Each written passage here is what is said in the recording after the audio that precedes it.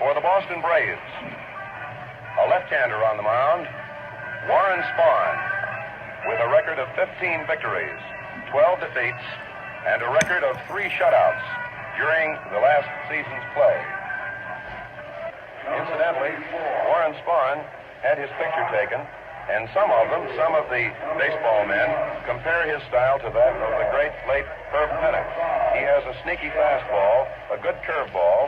He claims he does not throw a screwball, all reports to the contrary notwithstanding, and he has an excellent slow curveball.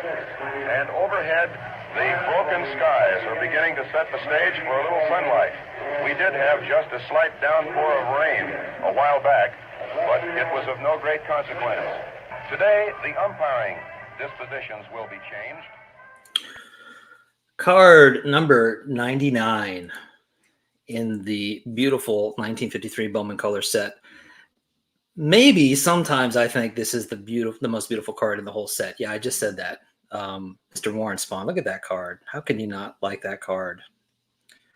I actually found myself distracted listening to the radio broadcast and forgot that I should probably start talking. If it's card number 99, yeah, somehow it's session number 99 of Card Room Live. Can you believe it, guys? One more, and we're at the big 100. Very happy to see everybody in the chat already. If you're new to Card Room Live, or even if you're not, just a healthy reminder that this is not a show. It's a hangout for fellow vintage collectors. Sure, sometimes we have guests. In fact, we have 2 waiting in the wings tonight, but most of the time we waste time looking at and talking about cardboard. And through all 99 sessions of this live stream, we try to make it time well wasted. If you're here with us live, welcome to you. Welcome to my fellow YouTubers, to the commenters, to the folks from Instagram, the folks from X, all the lurkers out there, welcome to you as well. If you happen to be listening to this later, whether you are going to or coming home from work, sorting cards, looking at eBay, rolling out meatballs, walking the dog, sitting on the john, maybe you're shingling your roof. That's what I was doing today, at least partially. You might even hear some sounds of work in the background. Everybody's wrapping up out there. You might be wondering if this gentleman's going to come up in the conversation. Well, if not, he at least came up right now. You might be wondering what other kind of Mike foolery we are going to get into. Whatever you might be doing, I hope you get something out of it. I hope you enjoy yourself. If you want to get in touch or you have ideas for future sessions, you can email me at bowman53channel@gmail.com. You can also find me on Instagram at bowman53_Alex. And on X, 1953 Bowman Color. You can always find that information located in the description below. This session of Card Room Live is brought to you by Wilson Frank's Hot Dogs. Free autographed color photos of famous big league stars now in every pound package of Wilson certified Franks. Just think of it, guys. The wonderful Franks you get at famous ballparks like Chicago's Comiskey Park. We do have a Chicago collector on our live stream tonight, so that's a nice little homage to him, although he's a Cubs fan. Start now collecting a set of Wilson Frank's hot dogs. Ask Mom to get Wilson certified Franks tomorrow. There's one in every package. Ted Williams says that they're the best cards he's ever seen, and, you know, Teddy should know. So great to see everybody in the chat. Let's do a quick roll call. We got a bunch of folks in here. Pastor Craig's Vintage Cards is here. Mr. Savoy Special 96, Diamond Gems 45, White Sox fan card collector Mitchell is here. Just a shout out to Mitchell. Mitchell is going to be doing a live stream tomorrow night that I'll be happy to be joining him on his channel. So make sure you guys subscribe to Mitchell at White Sox fan card collector. Mr. Rob, Baseball Time Traveler, is here. Stephen with a PH is here. Hammer 44 knows what a beautiful card that is. Warren Spahn, good to see you. Hammer 44. Mike Pinch is here. Jesse Think Blue 77, the man himself. Warren D in the CLE. Is it that time already? It is that time. Peacemaker Cards. It's a wrench holder. It is Warren Spahn Day. Dean Gearhart. It's been a while, Dean. Good to see you. Mr. B. Roth 6. Mr. B. Roth Brian was on session number 1. and I'll be sure to talk about that next time. Great to see you here, Brian. Mark, Hoyle's Impossible Dream. Mark was on our last session, which has gotten a lot of traction. People really seem to enjoy that one. Mark, thanks for coming on last time. And good to see you here. Reese Indy Car Ranger is here. Low grade, no grade, vintage. One of my favorite subscription channels to say. Hitman 23 is here. Killabrew 3. Clemente Collector is here. Everyday Collector, Card Collector Jason, who's driving home. Jason, don't live stream and drive at the same time. Stay safe. Larry is here. Maxa Jackson is here. TJ Mac, Vintage Cards and Nostalgia is here. TJ's going to like this conversation tonight. Chris from Missouri is here. Let's see. Mr. Double D Vintage Baseball Cards is here. What's up? Dylan Mookie is here. Sitting on the dog and walking the John. Absolutely. Whatever floats your boat, Mookie. Mr. Mike Petty is here. Alan's Cards. All right. We got a great group of folks in here. So I didn't get to say this last time because last time when Mark and Tony were here, we just had to get like right to the topic of conversation. But those of you with eagle eyes may have noticed that the background in my card room has changed. I'm not quite done with it. I've got to figure out the lighting in this room. That's still sort of being worked out, and it's actually kind of a mess in other parts of this room. But I've been really working on kind of redoing my card room, and I'm excited about it because I feel like I've addressed some things that were bothering me about my card room setup. And I was thinking, like, what should we talk about this Sunday? And I was just kind of wondering out loud to myself, like, what could we talk about? And I was thinking about display. I mean, I've been thinking about display for the past couple of weeks. I just got these cabinets behind me, and I've been rethinking how I want to set stuff up. And I was thinking about some YouTubers that I wanted to talk to about this. And these two guys popped in my head right away because both these gentlemen have great displays. And also, I think I get the impression that they think about this a lot. So I'm going to bring these two guys in right now. First up, Mr. Rick Acosta, Dodger Card Collector. Rick, what's up? Alex, how you doing? I'm good. I'm good. And you just got back from a card show like today, right? I didn't go today. The Burbank Card Show was this weekend, but I went on Friday. Okay. And it's kind of like the so-called West Coast version of the National. Right. Okay. So I would love to hear about that too, but we're also going to talk about display for sure. And the other gentleman that's waiting in the wings, let's get him in here. Mr. Chuck, Northside guy. Chuck, how are you? Wonderful. Good evening, everyone. Great to have you, Chuck.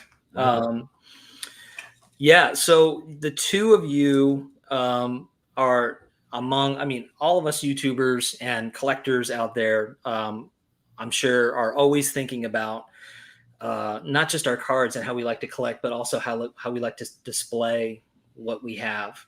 And as I was thinking about this, I really wanted to bring the two of you on because, as I said, the two of you, to me, I know you've talked about this on your channels in certain videos, and we've talked about this offline here and there, that you've both sort of thought a lot about how you like to deal with your collection and what cards to display and how you want to handle that sort of thing.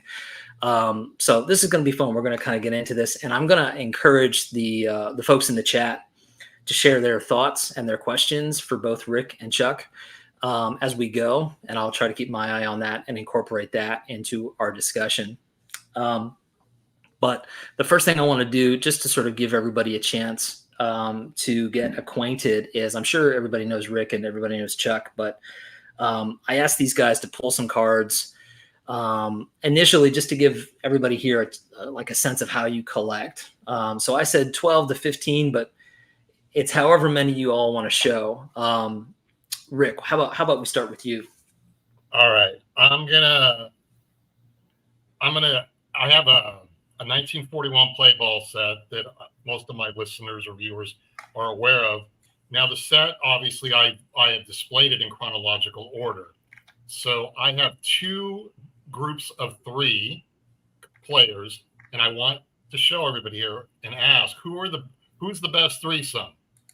So Okay. card numbers 13, 14, and 15 are Jimmy Fox,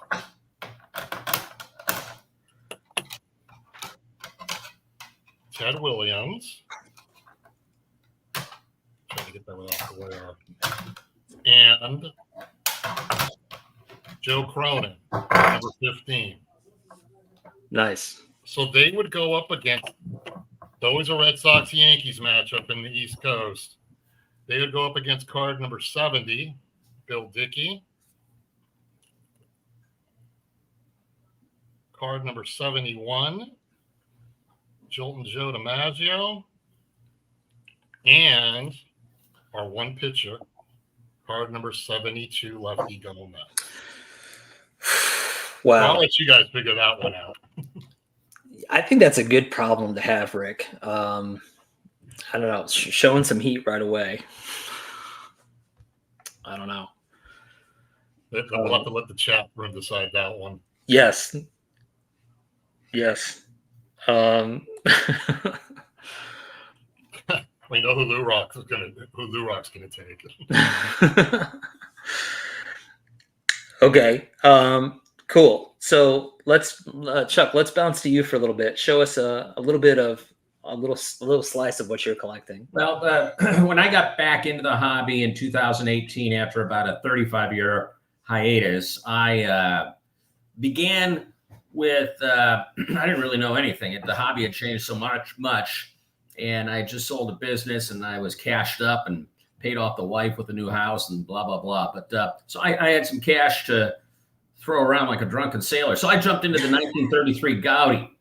And so the foundation, the core of my collection is the 33 Gaudi set.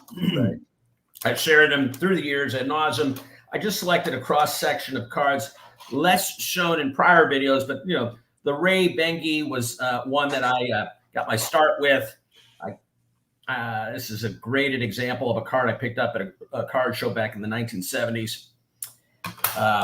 Herb Pennock, of course, is on my, it's kind of my handle or my picture for my YouTube site. I have a Paul Richards, and I think we all recognize that famous last scene in Field of Dreams where Kevin Costner's father in the movie is taking off his stuff, and he kind of imitates his pose before walking towards his son. Yes. Then there's 53 Hall of Famers in this 53 Hall of Famer cards, so it's a really expensive set. Here's another one, Bill Terry. I'm sorry for the glare, guys. When you get a really nice example, this happens to be in an 8. It is just jaw-dropping. Jimmy Fox, there's 2 of these identical cards, number 29 and number 154. Number 29 is a low number. The low numbers in this set are the more expensive. And I just like this because it's kind of a classic look and the unique blend of colors for the 1933 Gaudi. Gosh, I'm sorry, guys. No, that's good. Hey, Chuck, which player is that you just showed? Jim Elliott. Jim Elliott. Number 132. And there's 240 cards in this set. 239 came out in 1933, and then Napoleon Lajoie came out in 1934, but it's counted in that. So it's a scarce, rare card. I don't have that card. It just sold for several $100,000 in a REA auction a couple of weeks ago. So I don't think I'll be able to complete the set, sadly. Right. Let me just go back here. And so, Rick, Pastor Craig is voting for set number 2 or like setup number 2. Which I think was the Yankees. Yes. I think it's going to come down to that, right? Yeah. So, okay. Rick, how about we go back to you? Any more cards to give us a sense of how you collect? Okay. Since I also, obviously my nickname is Dodger Card Collector. Yes. My collection spans almost current day. I won't say current day just because I don't have a Shohei Ohtani card. But my card collection as of yesterday, or Friday, now spans back to 1888. So my Dodger card collection starts at 1888 with the Bob Carruthers. Oh my gosh. And that's the one I just picked up this past Friday. Goodwin Champions. Fantastic. And I had never seen this card in person before, and was pretty happy to finally pick one up. So that means my Dodger collection spans 136 years, the midway point being the Jackie Robinson from 1953. That's the midway point of my collection. And then that leads up. I think Chuck said he's a Cubs fan. He'll like this card. Former NL MVP Cody Bellinger on his 27 Topps card. So I sent you some photos. I have a wide range of Dodger cards, and they just take up an entire wall, 3 display cases. Right. Fantastic. Living up to your name. Yes. All right, Chuck, let's go to you. Any more cards to share to sort of give us a sense of how you collect?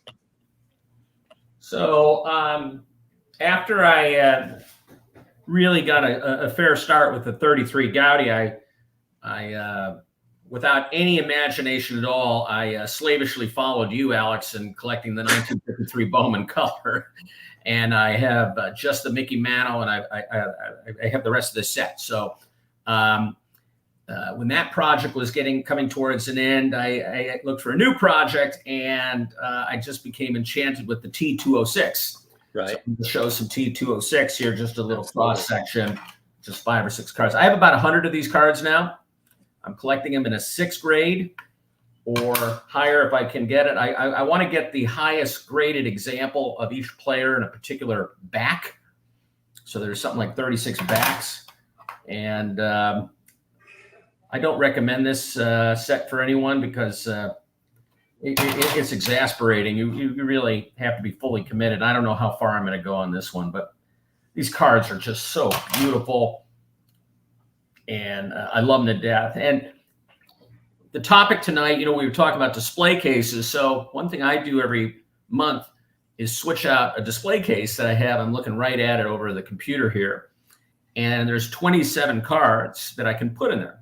Right. And so with the T206, I can line up 27, on the 3 rows, or I can reverse it and just look at the backs. So I am as much a student of the variations of the backs as I am of the fronts of the card. So right. I have switched out in alternating months in the past various T206 cards front and back, and I have a wonderful time doing that. The detail, the color, the fact that these are cards from 1909 to 1911. It's an iconic set in the hobby. I'm just thrilled to have that. So that's an example of how I use my display case. I don't have much room. If you can see that closet in the background, it's about, that wide. And I have 3 shelves, and that's really where my hobby is, except for the cards I put in the safe deposit box at a bank. So I really don't have sprawl. And so when I display, I really want to curate my collection and have fine examples that I can look at. Representative examples. And so in a video I just posted last week, I spoke about this theory I have that, I'm just a degenerate when it comes to collecting these cards because, I just, once I get going, I get going. And so I threatened to be a set builder of practically everything. And I thought, well, there's got to be a better way, a more sensible way. And so I thought that what I would do is just get 27 cards of various sets that I admire. So the 1950 Bowman is the representative sample I've been working on lately. Yeah, let me stop you there, Chuck. I'm going to go ahead. I'm going to share my screen, and I want to pull this up because this is kind of, to me, really interesting. And I remember your video from it was pretty recent, right? Like maybe a week ago or so. Yeah, that's right. So here's Chuck's setup, and sorry, Chuck, go ahead and explain your sort of approach. So I just love these Bowman cards. I mean, who doesn't? The 49, 50, 51, etc. And I have my eye on a 1950 Bowman Jackie Robinson. and I just haven't found an example of it that I want to acquire. And I've had just this dry powder there, and I just broke down and I started buying these. And so what you see here is what I bought over the past 2.5 weeks. So it's all in a PSA 8 or higher, and again, I'm just out of control here. So do I stop when I fill the display case? We'll see. That's the mystery. I can tell you, I highly doubt it. So what I do is I display them. But what I don't want, and what really terrifies me, I don't know if anyone out there has seen these chasing cardboard videos. And this guy goes around the country, Ty goes around the country and buys all these collections. Sure. And time after time, he'll enter these homes, and like the whole garage or the whole basement or the whole attic is taken over by cards. And I just think, my kids don't care about this. My wife, she indulges my habit. It's better than an 18-year-old girl or a Corvette or something like that. So, it's just cardboard with a bunch of dudes.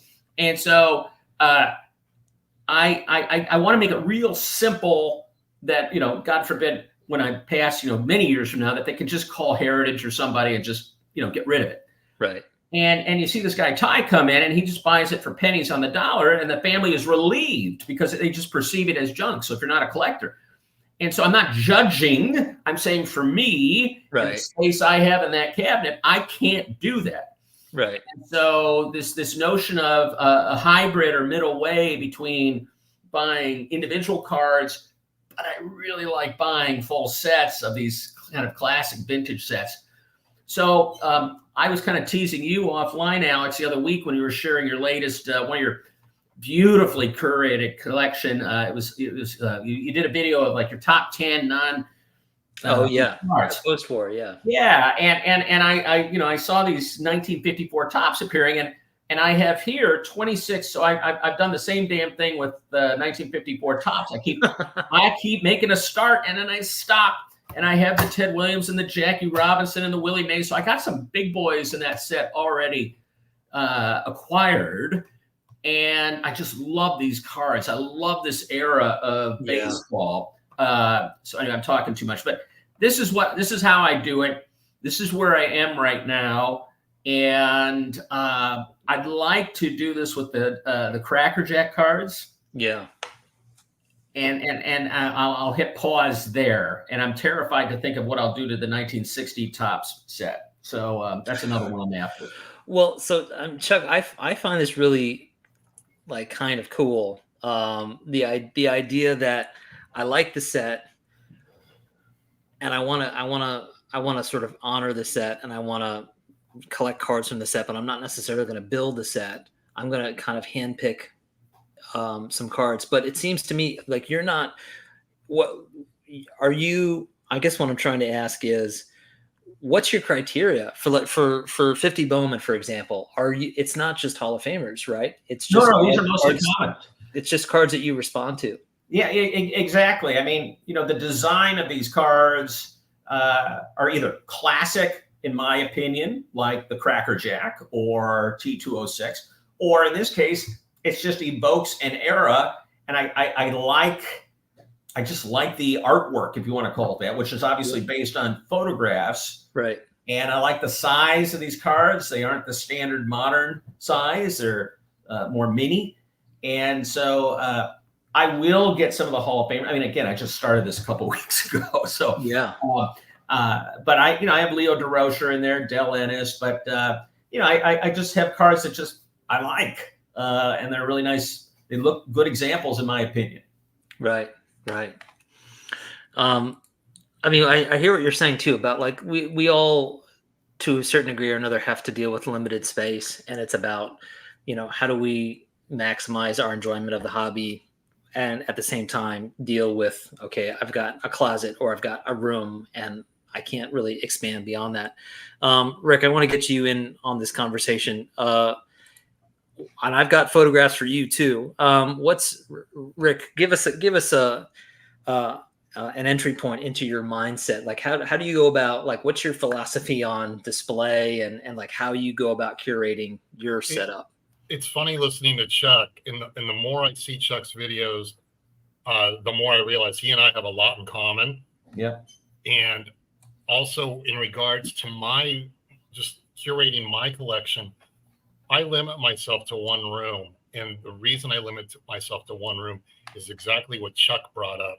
You're watching Chasing Cardboard, and I've seen that show several times where several homes have been consumed with cards.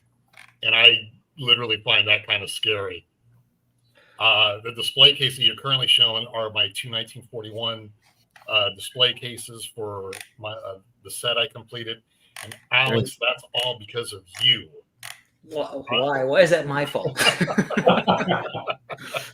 When I finished the 1953 set, I go, what am I going to work on next? And then I started thinking, and that's probably around the time I was really watching I was going through your old video. I was binge watching you. And I go, look at Alex did this 1953 set. I want to do something. Okay. I go, I don't want to copy you. So I go, I'm not doing 53 Bowman. But I knew I wanted something like pre-war, and the play ball set just seemed perfect. Last set before World War II. Yeah. Ted Williams, Joe DiMaggio, big years, Pee Wee Reese rookie. So that was the reason I put that together. But yeah, I want to limit my cards to one room, which means certain things are just going to be put in boxes too. I have Mickey Mantle and Willie Mays cards. I'm sure Chuck has this situation. They're just in a box in a closet because there's no room for them to display them. Right. And like I said, I could put it in the living room. I'm not going to do that. Well, yeah, right. And some of us, some of us are not going to get away with that. I'm not even going to breach that discussion. But yeah. So here's a comment from Don, loving cards being displayed instead of being in binders. Not that there's anything wrong with binders, of course, but and Don has a great display in his card room too. It's like the joy of getting to see the card. Sorry. So Rick, go ahead. No. So how do you go about, because I don't want to, you tell me where you which photograph you want to go to here. If you want to, show the one you showed on Twitter today, the entryway to my card room, which is where this one. Oh, yeah. Wow. This is this is because I was inspired by some dude on Facebook. Okay. About 6-7 years ago, he had a hallway similar to mine, and he had custom display cases built from top to bottom. And I thought that was amazing. I sent the photo to my brother, and I go, what would you think if I did something similar to this in my hallway? Because in the old days, all I had was a mirror right there. Okay. And he said something like, I think that's a great idea. So this is pre-YouTube, so I had no inspiration on watching videos or anything like that, but I found the Pinzani display cases. I bought one and put it up. And it was at the very top. Then it went down to the middle one, and then eventually to the bottom. The three display cases are all the Dodger cards from 1888 to present day. The ones on the right, those are Hall of Famers, with the exception of the Roger Clemens rookie and the Albert Pujols rookie and the Pete Rose rookie. Right. But that's my intro into the card room. And here, I'll show you some cards while. Oh yes, please. I know Chuck and I had a comment conversation a few weeks ago, and I knew he was working on 1950 Bowman. I'm also working on 1950 Bowman, but I'm buying raw ungraded cards, because I do want to finish that set. But I'll show you some of the graded cards I do have, and I honestly thought Chuck was going to show a Jackie Robinson, so I did not take it off my display case. So I bought this Robin Roberts at a Burbank card show maybe about a year ago, and I found that at a good price. Very nice. This is arguably one of my favorite cards, and I think Don is on here. I bought this because I think Don showed it on one of his channels once, and I instantly fell in love with it. Yeah, great. And I bought this at the Long Beach Card Show from Minnesota Bob. And one of my favorites, this one I bought at the last Long Beach Card Show from LA Collection, Levon. And he sold me this one. I don't know how I don't have that card yet. I just that's a card with your name on it. Such a great card, yeah. It really is. If something happens to me, I'm going to leave it to you. Thank you. Wow. Okay, it's now been recorded. So, and the last one, honestly, these are all cards because of people like Don and like Terry, TJ Mack, and that would be this Phil Rizzuto. Yes. Yeah, I was also influenced by Terry to get that one. Yeah, and 50 Bowman is a great set. Cards are small, but they pack so much detail into them. Yes. That I love them. I cannot do the whole set, the graded. So I'll probably just pick up the Hall of Famers and then do the ungraded cards, put those in binders. Fantastic. I'm drowning in comments here. Does anybody have any questions for these guys? So let me see. One of the questions that I had was, do your displaying habits influence your collecting? I think we've kind of already touched upon that. And like Chuck, you've come up with a way of making a one-to-one connection. Like the way that you collect, it seems like to me like you want to be able to see those cards. And so how often are you? And let me pull your image back up here. How often are you swapping out your display?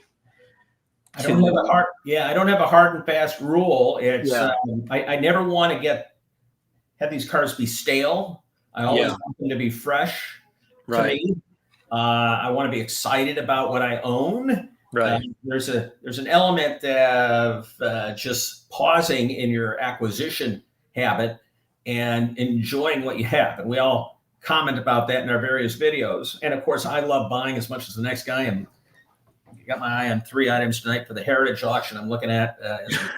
But anyway, I digress. So, I'd like to say a month, maybe 2. And, I mix it up too. I mean, I've had a list, I've had like cards from 1975 to 1980, all sports. Why? Because that evokes cards that I really liked when I was a young boy getting into the hobby. Right. And so they had meaning to me. And I think I've shared them in one of my videos, the top 10. Some of these cards aren't really worth a lot of money. Some of these cards I got graded, and they're the boyhood grades, and like grade 1 and 2. But it doesn't matter because of what it means to me. I remember opening the pack as a 6-7-year-old boy at the Ben Franklin and getting, the Jack Aker 1974 tops. I mean, who the hell's Jack Aker, right? So anyway, that type of thing. So it's whatever, sparks my joy. And I don't want to put any hard and fast rules. I just like, so much of my life is regimented and should do and duty driven, right? Whether as father or boss or parent or whatever. This is the one area where I can just frolic and be me. It's my one little corner of life where I can, just have some fun. So that's my answer. Right. No, I love that. Here's a great question from Terry. I know we all know Terry, and Terry is really quite, let's say, a steward of his collection in terms of just really putting a lot of good thought into how cards go together. Terry's asking, do you set up theme displays besides sets or one team? Yeah. Well, Rick, do you want me to take that first and then you go? Or you go ahead and take it first. Yeah, Give me a minute to think. So one thing I've been doing, and I've shared it in some of the videos, and it's just a recent affectation here in the last year.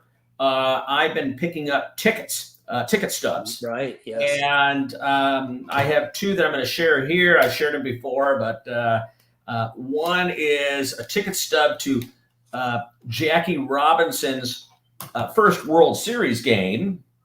Incredible. In 1947. So this is game 1 of the World Series. Obviously the first time an African-American stepped onto the field of a World Series game. It happened to be at Yankee Stadium. And then the next one I'm going to share here is Jackie Robinson's All-Star Game debut in 1949. Wow. And you'll see I don't want these tickets to be high grade by the PSA standard. I want it ripped up. I want to know that, some kid went with his dad or something to a game. It was ripped up. It was, shoved into his shirt pocket. It might have a stain from mayonnaise or a hot dog or maybe a beer Right. stain. Yeah. It was Well, I part of want the this day. connection. I want it ripped on the bottom, that by, some Andy Frame guy. Well, I, had these two Jackie Robinsons. So Heritage had the third for my trifecta in its recent auction. And I don't know if anyone was tracking this. It was a ticket stub to Jackie Robinson's first game. And it was a low grade, and it just sold the other night for $270,000, and I didn't win that. I not even by a long stretch. So I won't be obviously acquiring that.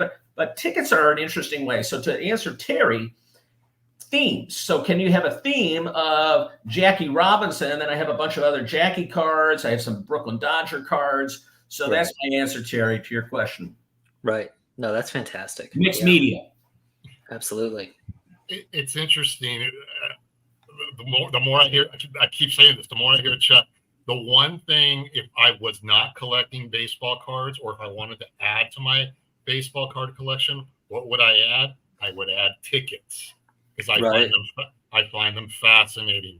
When I get a catalog, I always look at the baseball cards first, and then I jump straight over to the tickets and just start staring at them. I think they're fascinating. I think, and not just in my case, it wouldn't be just sports. I would like to get like tickets to go see the Beatles or the Rolling Stones, those type of things. I think that would be phenomenal. To answer Terry's question, most of my stuff is either a set or obviously the Dodgers. I have my Hall of Famers. But one thing I've learned from Terry is that Terry changes his display cases every season. So when football season starts, the baseball cards come down, the football cards come up. So in the past year or two, I'd say more in the past year, I have been buying 1950 Bowman Los Angeles Rams cards. And I have been buying 1971 Topps Lakers cards. So what I would like to do one day when those are finished, when I've completed them, is when baseball season is done, I would still keep the top two displays for Dodgers, but I would use the third case to make it a combined Lakers, Rams, Los Angeles Kings display case of some of their cards. I think Mookie might have asked, how often do I change things out? I'll be honest, I'm really bad at that.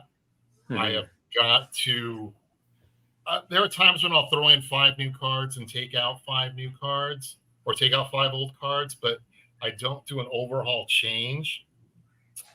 Since we're talking about cards, but some ideas I've thought of, besides what I currently have, I've got 2 ideas currently running through my head, and that would be like the alternate cards. So, people always have the Mays rookie, or in my case, a 53 Mays, or somebody will have the Mantle rookie, the Ted Williams rookie. I would just do cards from, different guys. In this case, I'm going to do a different Willie Mays card along with a Mickey Mantle card from 1965. Sure. And if I'm going to do that, then, I got to throw in my man, Sandy Koufax. Yeah. And maybe make a 1965 display case. Or I think of Dylan. I don't know if Dylan's still here. Yeah. I think he would like this, a display case with all group cards. So cool. Yeah, that's a great idea. Sandwich. Sure.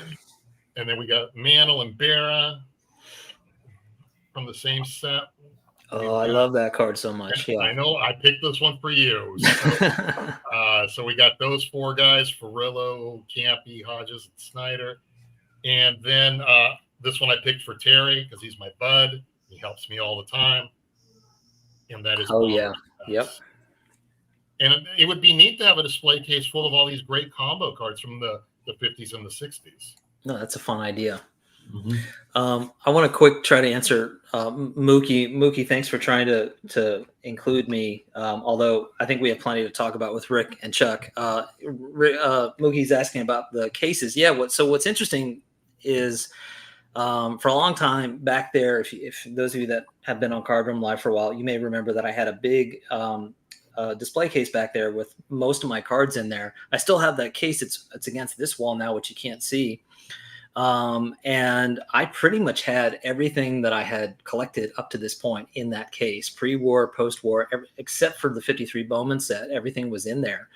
And so in that regard, it had everything. But the thing that I sort of was frustrated by was that it was just overloaded. And I liked looking over there and I liked seeing everything. But at the same time, I didn't really feel like I could wrap my head around really enjoying any of the cards because it was just packed. And originally I had bought that case for autographed baseballs, not for cards. And the cards just sort of took that case over little by little. And so I was looking to expand, but I also wanted to change the way that I displayed. And so I got these cases, and I honestly have been thinking about doing this for a year, but I couldn't figure out, how do I want to change up how I display? And when I found these cases, something clicked. And the thing I like about these cases is they're basically these little, like almost like shadow boxes. And each pane is one little display. And I can only put 3 or 4 cards in each one. So it's really limiting how much I can show. But what I like about it is that it allowed me to sort of like create little different stories and different setups. And I'm still working on it, but let me share one that I have set up with you. And some of you guys are going to groan because it's that card again. But there it is. Wow, cool. And like, as soon as I got the case set up, I was like, I know what I want to put in here. And so I grabbed, like, and you see the large version in the background. That's a wooden car. What am I trying to say? It's a wooden facsimile of the actual card that you can hang up on the wall. And there's a gentleman on Facebook that I'm sure some people in here know that creates these. And so I got that a long time ago. I was like, I'll put that in there. I put the card in there, obviously. And I found this great old like kids book about the Brooklyn Dodgers. And what do you know? Pee Wee Reese is on the cover and he's leaping over a player. It's like that's a match made in heaven. So I put that in there, and I'm thrilled. I'm just thrilled that I get to do that. I could not do that really with my other setup. Now, because of this, now Mookie asked, like, what's the problem with this? If you take a look behind me, even though I've got a lot of space, or it seems like I've got a lot of space, I actually can only fit like half the amount, like less than half the amount of cards in here than I did before. But what I like about it is, similar to Chuck, what you're doing and what Terry does, now I can sort of swap stuff out. So if I want to have a Stan Musial display, I've got an autographed baseball to Stan the Man. I've got, his Red Heart card, his Bowman card. I can do that. I've got a Mickey Mantle display in there right now. I've got, Duke Snider. I'm going to do a video of all this stuff, but I'm just excited about like rotating stuff in and out, and really just making, like, I don't know, it's nice to be able to sort of curate it and control it a little bit more, but as opposed to before, where it was just like everything, and I couldn't really wrap my head around my own collection, if that makes sense. Do you feel that having display cases makes your collection more organized? I don't know if it's more organized, because I feel like it's always been, and I do have, like, now I have to store more stuff's in boxes, but I'm okay with that because I know I can rotate them out. I think it's more just like we were talking about before. Don said this earlier when we started, like, I'm fine storing stuff. I know I can't show everything, but I'm probably most enjoying my collection when I can walk in my room and see it. It's nice to know I have the cards, but if I can't see it, I just don't feel the joy that I do when I see everything in there.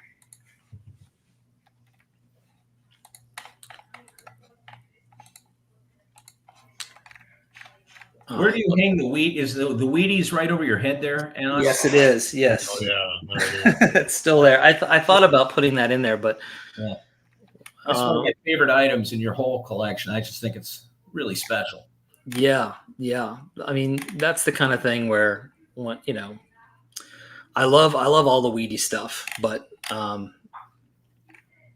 that's my favorite for sure. Yes, this is exactly it. The gentleman who makes those wooden baseball card displays that you can hang on the wall is called Mark Hartsfield.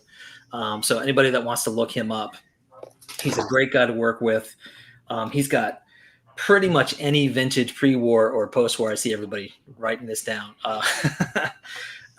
He's got a lot of great stuff, and it's a very welcome display to anybody's room. And that's on Facebook, or where is that located, or the internet? That's a good question. I don't know if he has if anybody in the chat knows, if he has a website. I know, like, I see him all the time in Facebook groups, like in pre-war tobacco groups and other places, advertising his stuff. Yeah. Well, I just purchased a couple of the Reindeer Studios shirts. They're absolutely wonderful. Oh yeah. What a Absolutely. gift. What There a you gift. go. Thank I you. was supposed to buy some before the Burbank show because I wanted to represent Scott on the West Coast. I didn't make it in time, so No. I'll have to do it before the next show. Beautiful work. Mookie says a good container can be like a haiku poem. The limited space forces decisions that cause you to think hard to create beauty. Yeah. Wow. Mookie, that's like a term paper. Thank you. Let's see some more comments here. Hey, Stuke's in the house. Lucky to be able to work from my card room. Yeah, how many of you guys are, Rick, Chuck, how often are you guys in your card room just to be doing work? Every day. This is my office. Oh, wow. Yeah. With the exception of Tuesday and Wednesdays, I go into the office. But this is also my office the other 3 days. And if it's Saturday and Sunday, if I bought cards, I end up in this room. That's for sure. I don't work from here, but this is kind of my personal retreat and home office, and Right. my own space, if you will. Right. All right, I'm trying out this. Yes, it is. Okay, so here's his. The gentleman's website is called bopswallshop.com. Yes, and here it is. You can find it. Thank you, Scott. Thank you. Awesome. I'm sure he'll appreciate it. That's why he's a wrench holder. Thank you, Scott.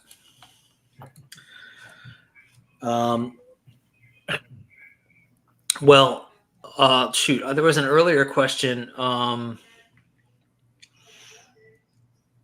I'm totally blanking on it.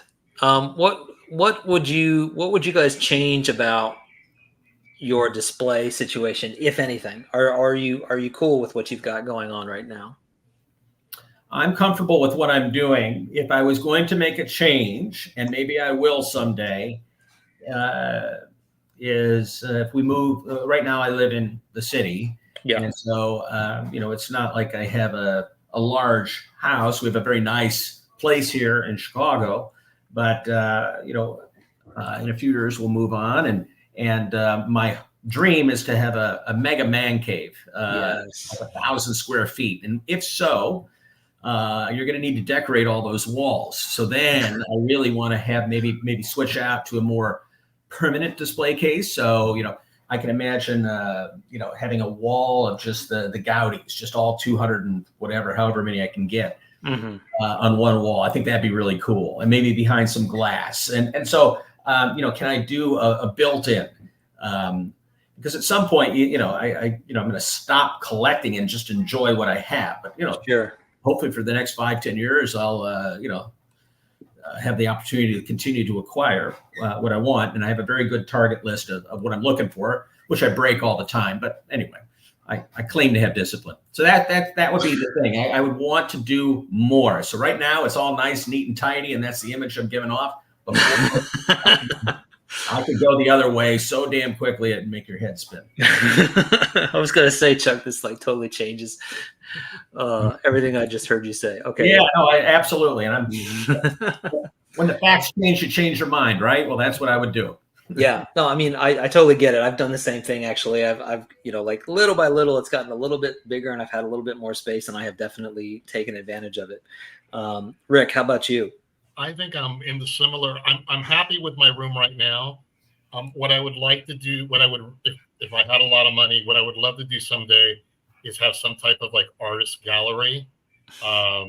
You know, where, like what Chuck just said, display cases everywhere, an area where you could look at ungraded cards and just look at them, maybe through top, you know, holding top loaders, just some 1,000 square feet, 1,500 square feet, but also have, and now here's where it turns into an issue. So I have my collection of, you know, but I would like to be able to have, like, if companies want to have company parties there, you know, little small meetings there. I would like something like that. Of course, then that leads into what? Do I have to hire security? And Oh yeah. No, there goes my Sandy Koufax rookie card out the window. Right. So that's something that's probably why that dream will never happen. Okay. It's a fun idea, though. I definitely like the idea of like trying to create a nice space to enjoy hanging out and enjoying the cards. Exactly. Great. Well, guys, we're just about to run out of time, but really quick, what I wanted to do was make a mini announcement to everybody. Everybody knows this already. If you don't know this, you should take a look at the session number. This is session number 99, which means that next Sunday, if all goes as planned, it'll be the big 100. I'm going to share this. Here's a shot that has just about everybody that's ever been on Card Room Live at one point or another. Some of these folks have been on many, many times. Rick, you're on here somewhere, and Chuck, you're on here somewhere. Others have been on maybe once or twice. But I'm excited because it's going to be session number 100 next Sunday night. So here's what the plan is, and I'm asking for everybody's help. I'm asking any and all of y'all to consider hopping on next Sunday night, whether it's in the live stream, and I will share the link in the live stream next time, or if you just want to put it in the chat, that's fine too. But what I'm asking for is for everybody to hop on, say hello, and show a card. And the idea is to show a card that makes you think of somebody that has been important somehow in your hobby life.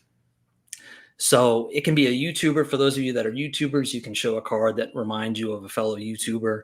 But it doesn't have to be a YouTuber. It can be anybody from your personal life. Maybe it's your dad, maybe it's a brother, your wife, whoever it might be. Somebody that like you think of when you think about maybe how your hobby started or where your hobby has gone in recent years. Whether it's a card that you were gifted or just a card that makes you think of a good memory of somebody in your life. So I'm hoping to get a bunch of folks, whether it's in the chat or in the live stream. So I'm putting it out here now. Make a note for yourself to pull a card this week. And let's see how many folks we can get jumping in next Sunday for session number 100. Rick, do you think you can do it?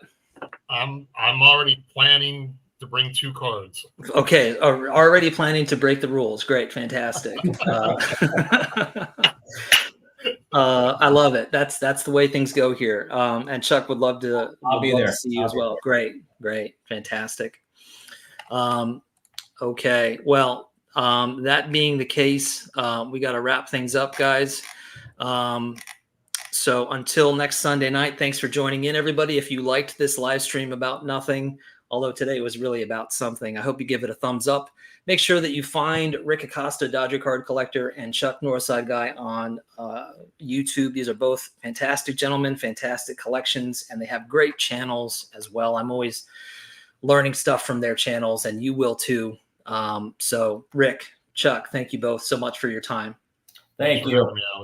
All right. Have a great night, everybody. And I'll see you next Sunday. All right. Good night.